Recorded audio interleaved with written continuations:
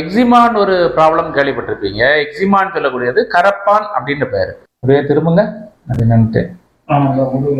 இவங்க பாடியில ஃபுல்லாவே, அதாவது வந்து வயிற்று பகுதி, முதுகு பகுதி, இந்த ஏரியா ஃபுல்லாவே இந்த எக்ஸிமா அல்லது கரப்பான் ப்ராப்ளம் வந்து கிராஜுவலா டெவலப் ஆயிருக்கு. திருப்பி காமிங்க. வச்சுக்கோங்க.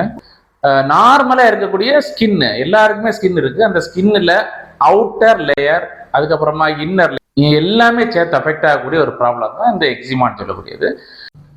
அப்புறம் அந்த சாக்ஸ் எல்லாம் போட சொன்னாங்க, அதெல்லாம் இப்போ போடக்கூடாது. இப்ப மறுபக்கம் புண்ணு இருக்கு பாத்தீங்களா, நம்ம புண்ணு கொஞ்சம் ஆறுன பிறகு இப்போதைக்கு காலை ரைஸ் பண்ணி வைக்கணும். ரொம்ப ஓகே. இதுல ரெண்டு முக்கியமான ரீசன். ரைட் லெக்ல இருக்கக்கூடிய எக்ஸிமாவுக்கு அவரோட வெரிகோஸ் வெயின் இஷ்யூ தான் முக்கியமான காரணம். வலது காலில் வந்து வெரிகோஸ் வெயின் ப்ராப்ளம் இருக்கு.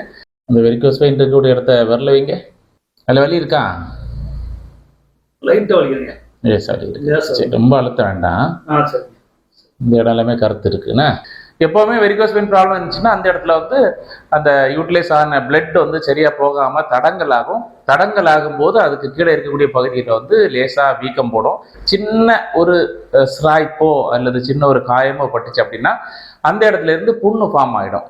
ஸோ இவருக்கு வலது காலில் வெரிகோஸ் எக்ஸிமா இருக்குது.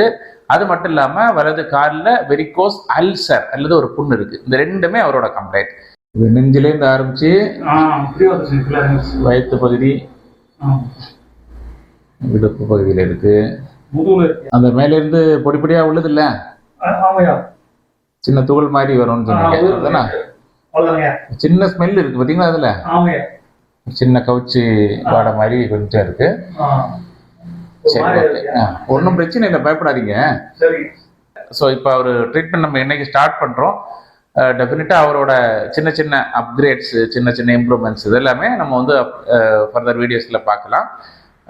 எனிவே இது எக்ஸிமா அப்படின்ற ப்ராப்ளம் அப்படின்றத தெரிஞ்சுக்கிங்க. எக்ஸிமாவில் என்னதான் ட்ரீட்மெண்ட் பண்ணாலுமே ஃபைனலாக அந்த ஒரு பிளாக் மார்க்கிங் கண்டிப்பாக இருக்கும்.